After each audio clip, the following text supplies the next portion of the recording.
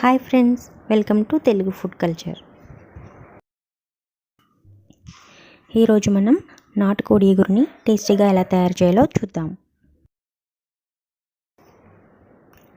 దీని తయారీ కోసం కేజీ నాటుకోడి చికెన్ తీసుకొని శుభ్రంగా క్లీన్ చేసుకున్న తర్వాత అందులోకి మనం తయారు చేసుకున్న స్పెషల్ అల్లం వెల్లుల్లి పేస్ట్ని వేసుకోవాలి.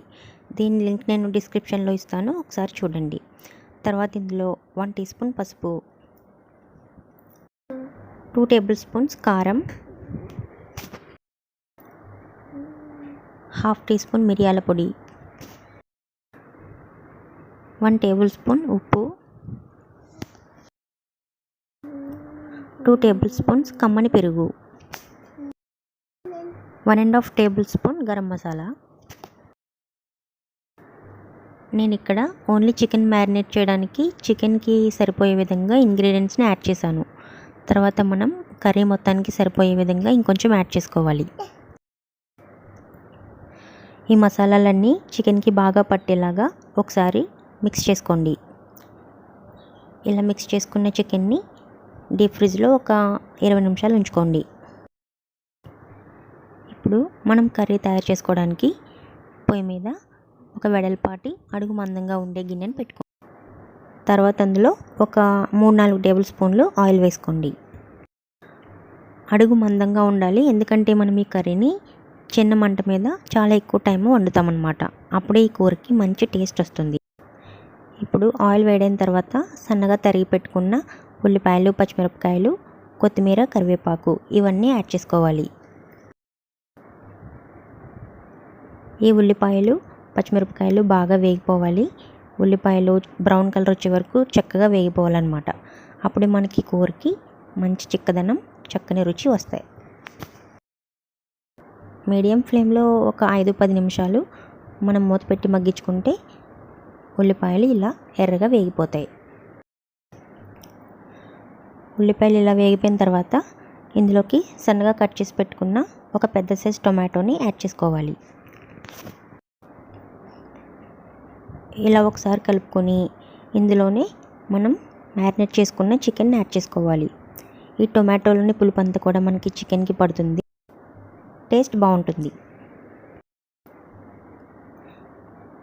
ఇప్పుడు ఒకసారి గరిటెతోటి చికెన్ని ఇలా కిందికి మీదకి బాగా కలుపుకోండి.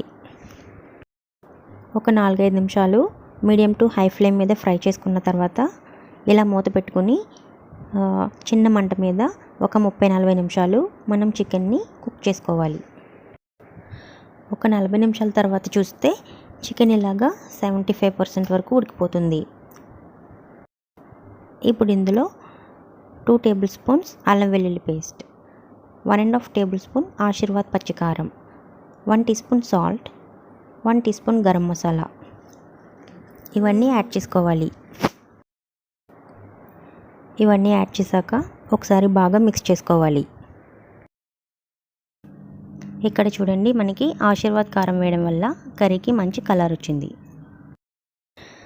చికెన్ మనకి ఇక్కడ ఇంకో 25% ఉడకాలి, కాబట్టి 1.5 గ్లాస్ వాటర్ని యాడ్ చేసుకోండి.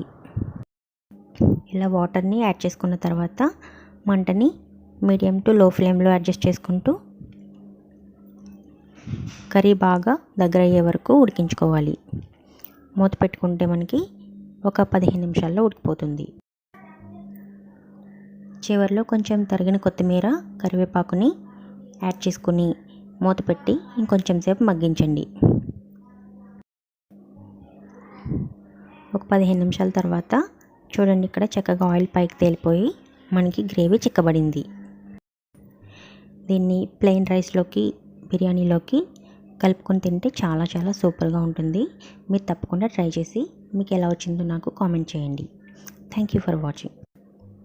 ఈ వీడియో మీకు నచ్చినట్టయితే తెలుగు ఫుడ్ కల్చర్ ఛానల్కి తప్పకుండా సబ్స్క్రైబ్ చేసుకోండి.